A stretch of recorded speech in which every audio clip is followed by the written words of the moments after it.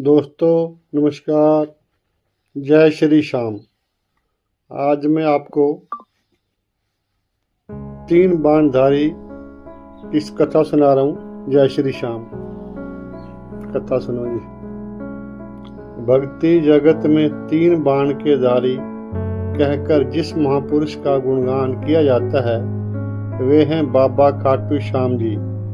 यह कथा महाभारत काल से जुड़ी हुई है, जब भगवान श्री कृष्ण ने स्वयं उन्हें भविष्य में कलयुग के भगवान स्वरूप बनाने का वरदान दिया। आइए संपूर्ण कथा विस्तार से समझते हैं। कथा का आरंभ है। घटोत्कच पुत्र बर्बरीक। महाभारत युद्ध से कुछ समय पूर्व घटोत्कच भीम का पुत्र और नागवंशी राजकुमारी मौरवी के विवाह से एक पराक्रमी पुत्र का जन्म हुआ। इस वीर बालक का नाम रखा गया बर्बरीक। बचपन से ही बर्बरीक में अद्वितीय शौर्य और तपस्या की झलक थी। उन्होंने मां दुर्गा की कठोर तपस्या करके उनसे अजय 3 बाण प्राप्त किए और साथ ही भगवान शिव से ऐसा अटूट धनुष पाया जिससे वे तीनों बाण चला सकते थे। 3 बाण का अद्भुत वरदान। बर्बरीक को जो 3 बाण मिले थे उनमें अपार शक्ति थी। पहला बाण जिसे चलाकर वे जिस वस्तु या प्राणी पर चलाते उसे चिन्हित कर सकते थे। दूसरा बाण चलाकर वे जिन पर निशाना लगा हो उन्हें तुरंत भस्म कर सकते थे। तीसरा बाण बची हुई शक्ति से सभी बाण वापस उनके तरकश में लौट आते थे। इस प्रकार केवल 3 बाण से ही वे पूरी पृथ्वी पर विजय प्राप्त कर सकते थे। इसी कारण उन्हें 3 बाण के धारी कहा जाने लगा। महाभारत युद्ध और बर्बरीक की प्रतिज्ञा जी। जब महाभारत युद्ध का समय आया तब बर्बरीक भी युद्ध में भाग लेने के लिए उत्सुक हुए। उन्होंने अपनी माता मौरवी से वचन दिया ताकि वे हमेशा हारने वाले पक्ष का साथ देंगे, यानी यदि कौरव हारने लगेंगे तो वे कौरवों की ओर से लड़ेंगे और यदि पांडव हारने लगेंगे तो पांडवों का साथ देंगे। श्री कृष्ण जानते थे कि यदि बर्बरीक युद्ध भूमि में उतर गए तो उनका ये प्रण युद्ध की दिशा ही बदल देगा। वेशधारण ब्राह्मण का वेश धारण कर बर्बरीक के पास पहुंचे और उनसे उनकी शक्ति का रहस्य पूछा।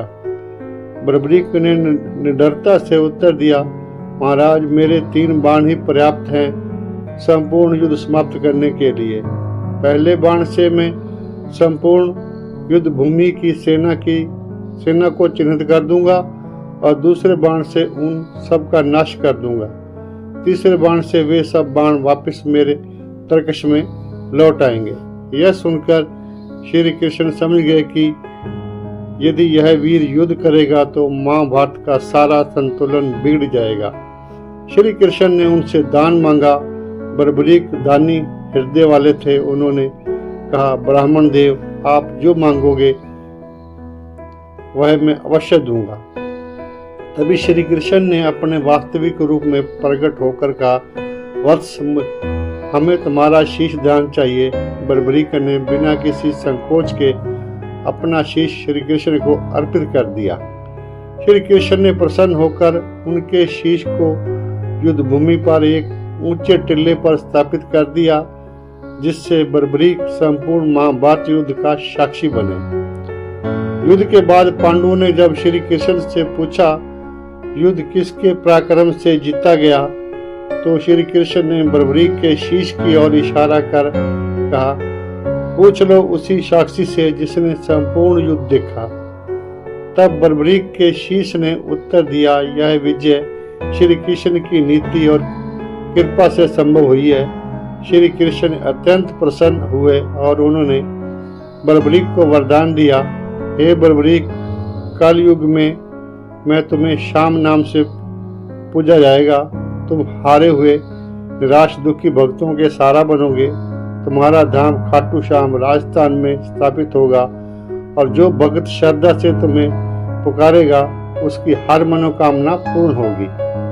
इस प्रकार बबरीक जिन्होंने अपना शीश दान किया बाबा खाटू श्याम जी के रूप में पूजे जाते हैं, उनके 3 बाण आज भी उनके स्वरूप और शक्ति का प्रतीक है। भक्त उन्हें हारे का सारा, शीश के दानी और 3 बाणधारी कहकर पुकारते हैं। इस कथा से हमें संदेश मिलता है। बाबा श्याम हमें यह शिक्षा देते हैं कि त्याग और समर्पण की सच्ची भक्ति का मार्ग है। जो अपना सब कुछ प्रभु चरणों में समर्पित कर देता है वह अमर हो जाता है। जय श्री श्याम। खाटू नेश की जय हो, मोरवी नंदन की जय हो, कलयुग अवतारी की जय हो, हारे का सारा बाबा श्याम हमारा की जय हो, 3 बाणधारी की जय हो। बाबा जी का मां शक्तिशाली मंत्र है। ओम श्री श्याम देवाय नमः।